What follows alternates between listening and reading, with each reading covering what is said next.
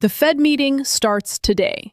Right now, inside a closed room in Washington, 19 people are arguing about 3 words. Words that have not been spoken publicly yet.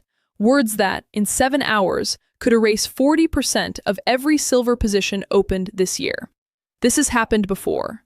On January 30th, this same man's name alone, not even his words, just his name, triggered the worst single-day collapse in the history of the silver market. Worse than 1980. Worse than the pandemic crash. Tomorrow, he speaks for the first time as chairman. And there is one phrase, 3 words long, that, if it leaves his mouth at 2:30 p.m. tomorrow, will not just correct silver, it will finish it.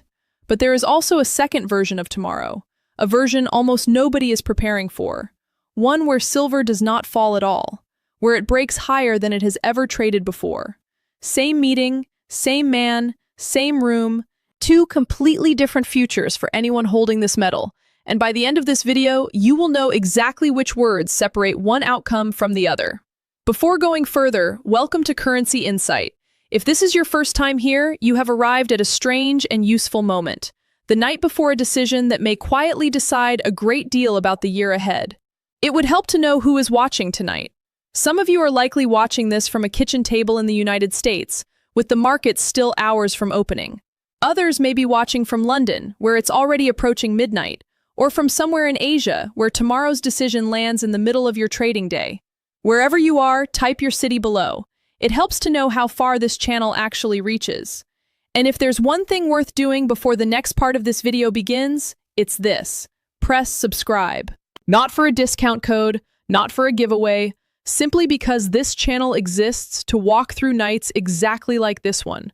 Calmly, carefully, before the headlines arrive rather than after. And subscribing means you won't have to search for this conversation again next time. You'll simply find it waiting. Now, let's get into exactly what is sitting on the table inside that room tonight. It was still early morning in Washington when the doors of the Federal Reserve Building closed for the second day in a row. Inside, 19 people sat around a table. Most Americans did not know their names, but every one of them held a piece of power that could move billions of dollars before lunchtime. This was the Federal Open Market Committee, and this meeting, on June 16th and 17th, was different from any meeting they had held before. It was the first meeting led by Kevin Warsh. Warsh had been sworn in as the 17th chair of the Federal Reserve on May 22nd. For 3 weeks, he had studied, prepared, and stayed mostly silent in public. He had not yet made a single policy decision as chair. He had not yet stood in front of a camera and explained, in his own words, how he saw the economy. Tomorrow, that would change. At 2 o'clock in the afternoon, the Fed would announce its decision on interest rates. Almost nobody expected a surprise there. Markets had already priced in a near-certain hold, keeping the rate steady at 3.50 to 3.75%. That part of the story was, in a sense, already written. But 30 minutes later, at 2:30, something else would happen. Warsh would walk to a podium and take questions, live, for the first time as chairman of the Federal Reserve. And in that room, sitting quietly, was a second document, one that mattered far more than the headline rate. It was called the dot plot. 4 times a year, the Fed published this chart. Each of the 19 committee members placed a small mark, a dot, showing where they personally believed interest rates should stand by the end of the year. When all those dots were gathered together, a pattern emerged. That pattern told the world what the most powerful financial institution on Earth expected to do next. Back in March, the dot plot still showed something hopeful for anyone holding silver, gold, or other assets sensitive to interest rates. It showed one rate cut still on the table for 2026, just one. But it was enough to keep a small flame of optimism alive in commodity markets. Heading into this meeting, analysts at major firms, from Bank of America to Raymond James, were already warning that this flame might be put out. Several believed the committee would erase that final cut entirely. Some even thought a few members might go further and place their dots above the current rate, signaling a possible hike instead. If that happened, it would mark a complete reversal from where the committee stood just 3 months earlier. And there was another twist nobody had fully prepared for. Warsh himself was known to dislike the dot plot as a tool. He had called Fed communication, in his own words, something that needed to be simpler and less complicated. Some inside the financial world wondered if he would even submit his own personal dot this time, or whether he would quietly skip it to avoid revealing his hand too early in his chairmanship. For silver investors, none of this was abstract. Silver had already lived through one earthquake because of this man. Back in January, the moment his name was confirmed as the likely pick for Fed chair, silver did not drift lower. It collapsed, falling harder in a single day than it had during the 2020 pandemic shock, or even the historic crash of 1980. That happened on a nomination alone, before he held any power, before he had made a single decision. Now he held real power. Now he was about to speak as chairman, with an actual vote behind him and an actual policy in his hands. The room in Washington stayed calm. The cameras outside stayed patient. But across trading desks in New York, London, and Singapore, a quiet tension was building. Somewhere in that closed room, a decision was taking shape. Tomorrow, it would become public, and depending on the exact words chosen, on a single phrase or a missing dot, silver could either lose a great deal of ground very quickly or finally break free toward levels it had not seen in months. Nobody outside that room knew yet which version of tomorrow was coming, but the clock was already moving. To understand why one man's choice of words could move billions of dollars, it helps to go back to the day his name first entered the headlines. It was January 30th. Donald Trump had just announced his pick to lead the Federal Reserve. The name was Kevin Warsh, a former Fed governor known for one thing above all else: a deep belief that interest rates had stayed too low for too long. Silver did not wait for him to take office. It did not wait for a single policy decision. The moment his name appeared on screens around the world, silver began to fall. Within hours, it had dropped more than 30%. Some trading desks reported it sinking even further before the day was done. Gold fell too, though by a smaller amount. The reaction was so violent that traders later gave it a name. They called it the flash crash in metals. What makes that moment worth remembering is this: nothing had actually changed yet. No rate had moved, no statement had been issued, no policy had shifted. The only thing that happened was that markets imagined a future Kevin Warsh might build, and they repriced silver instantly to match that imagined future. That is the power a single name can carry inside financial markets. Not actions, expectations. Now fast forward to today. The imagined version of Warsh has become real. He sits in the chair, he led his first meeting. And by the time this story reaches you, the world already knows what he chose to do. The rate itself stayed where almost everyone expected, held steady in the same narrow range it had occupied for months. That part surprised nobody. But the quiet document sitting beside that decision, the dot plot, told a sharper story. Back in March, before Warsh ever sat at that table, the committee's own projections still carried a small note of hope for anyone holding silver. One rate cut, still planned for later in the year. A single dot, sitting just below the current rate, like a quiet promise that conditions might ease before the year was finished. That promise is now gone. The June projections wiped it away entirely.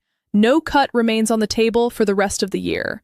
And the conversation has shifted from whether the Fed might ease to whether it might actually need to tighten further. Some officials inside that room have now placed their own dots above today's rate, suggesting a hike, not a cut, may be the next move. Outside surveys of former Fed officials, conducted in the days leading into this meeting, told a similar story. More of them believed a rate increase would be appropriate before the year ends than believed the opposite. That kind of split would have been almost unthinkable a year earlier, when the conversation was still about how quickly rates could come down. And then there was Warsh himself, standing at the podium for the first time as chairman. He did not need to shout to move markets. He did not need dramatic language. All he needed to do was confirm, calmly and clearly, that the era of cheap money assumptions was over for now. That inflation remained the priority. That patience, not relief, was the message of the day. For markets that had spent the first half of the year hoping for some return to easier policy, that message landed like a closed door. This is the part of the story that connects directly back to silver, and to anyone who has ever wondered why a metal pulled from the ground thousands of years ago still reacts so violently to a man speaking into a microphone in Washington. Silver does not pay interest. It does not offer a yield. When interest rates rise, or even when they simply refuse to fall, holding silver becomes more expensive in a hidden way.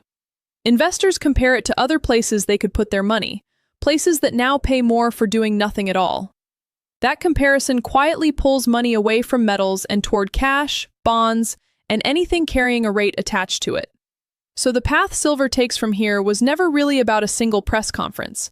It was about whether the door to easier money stayed open even a crack, or whether it closed completely. By the time Warsh finished speaking, the market already had its answer forming. The only question left was how far that answer would travel, and how fast. By the time the press conference ended, the trading floors had already made up their minds. What is interesting about days like this is that the loudest reaction often happens before most people have even read a single full sentence of what was said. A headline crosses the screen, a trader glances at it, a finger moves toward a button, and within seconds, a price that took weeks to build can shift in a way that takes months to fully unwind. That is roughly what happened after Warsh stepped away from the podium. The rate decision itself, as expected, brought no shock. It stayed exactly where the market had priced it. But the dot plot told a different story. And this time, the story leaned firmly in one direction. The cut that had survived in March was gone. In its place sat a median projection that pointed toward holding steady through the rest of the year, with a noticeable cluster of officials now positioned above that line, hinting at a hike rather than relief. Markets responded the way markets usually respond to a closing door, not with panic, but with a quiet, steady repricing. The probability of at least one rate hike before year-end climbed sharply, settling well above where it had stood just days earlier. For a market that had spent months hoping for the opposite outcome, that shift mattered. And yet, something unusual happened alongside it. Silver did not simply collapse the way it had back in January. This is the detail worth sitting with for a moment, because it tells a story that goes beyond Warsh himself. Just one day earlier, a separate piece of news had reached trading desks. A ceasefire, tied to the conflict involving Iran, had taken hold. The Strait of Hormuz, a narrow stretch of water responsible for a meaningful share of the world's oil traffic, reopened to normal shipping. Oil prices, which had been climbing for weeks on fear of disruption, began sliding lower almost immediately. That single development quietly changed the entire backdrop Warsh was stepping into. Energy prices had been the main force pushing inflation higher in recent months. With oil retreating, some of that inflationary pressure eased on its own, without the Fed lifting a single rate. That gave Warsh something Powell never had during his most difficult stretches, a piece of good news he could point to without having to invent one. So even as the dot plot leaned hawkish, and even as hike odds rose, silver held a strange kind of balance. It did not crash, it did not soar, it moved sideways, caught between two forces pulling in opposite directions at the exact same moment. On one side sat the Fed, signaling that easier money was further away than markets had hoped. On the other sat the oil market, quietly removing one of the very pressures that might have forced the Fed to act tougher in the first place. This is the part most casual observers miss entirely. They expect a single headline to produce a single clean reaction. Markets rarely work that simply. Underneath the surface, this was not really a story about silver versus the Fed. It was a story about three different forces colliding at once: monetary policy, energy prices, and a structural shortage in physical silver that has quietly persisted for 6 straight years. Even with hawkish language from the chair, silver's underlying supply problem had not vanished. Demand from solar panel makers, electronics manufacturers, and industrial users had not slowed. The deficit between what the world mines and what the world consumes remained firmly in place. That tension is exactly why some analysts, even on the day Warsh sounded firm on inflation, continued publishing year-end price targets for silver well above where it traded that afternoon. They were not ignoring the Fed. They were simply weighing it against everything else still pulling in the other direction. By the close of trading, the picture was neither the disaster some had feared back in January, nor the breakout others had hoped for heading into the meeting. It was something quieter, and in some ways more important to understand. A market that had absorbed a hawkish signal from the most powerful voice in finance and chosen, for now, to hold its ground. The next question was simple: would that balance last? So where does all of this actually leave someone holding silver, or thinking about holding it, once the noise of the meeting settles? The honest answer is that one press conference, even a historic one, rarely closes a story on its own. What it does is shift the weight slightly to one side of the scale, and then leave the rest of the year to decide which way that scale eventually tips. On one side of that scale sits the case for caution. The dot plot now leans away from relief, not toward it. The probability of a rate hike before year-end has climbed meaningfully since Warsh took the chair, and history has already shown how sharply silver can react when this man's name is attached to tighter policy. If inflation data in the coming months comes in hot again, especially if oil prices reverse and climb back up, the door toward an actual hike could open further. That scenario would not be gentle on silver. On the other side sits something equally real, a structural supply deficit that has now persisted for 6 consecutive years, with no clear sign of closing. Industrial demand from solar manufacturing, electric vehicles, and electronics that does not pause simply because a central banker sounds firm for 40 minutes. A gold-to-silver ratio sitting well above its historical average, a relationship that, across many decades, has tended to narrow rather than widen over time. And a ceasefire holding in the Middle East that, for now, keeps a lid on the very energy inflation that would otherwise force the Fed's hand even harder.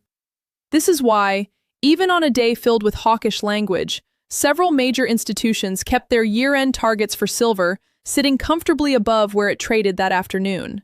Not because they ignored Warsh, because they were weighing his words against everything else still pulling in the opposite direction. For someone trying to make sense of all this without a trading terminal open all day, a few simple ideas are worth carrying forward. First, a single press conference is rarely the full story. The real signal tends to show up over the following days and weeks, once the initial reaction fades and the deeper data takes over. Second, watch the relationship between energy prices and Fed language. As long as oil stays calm, Warsh has more room to sound firm without that firmness translating into an actual hike. The moment oil reverses higher, that room shrinks quickly. Third, the structural story underneath silver, the deficit, the industrial demand, the thinning physical stockpiles, was never something one meeting could undo. It built up over years. It will likely take years to fully resolve, in either direction. What happened this week was not the ending of silver's story. It was a single chapter, written by a new chairman finding his voice in front of the world for the first time.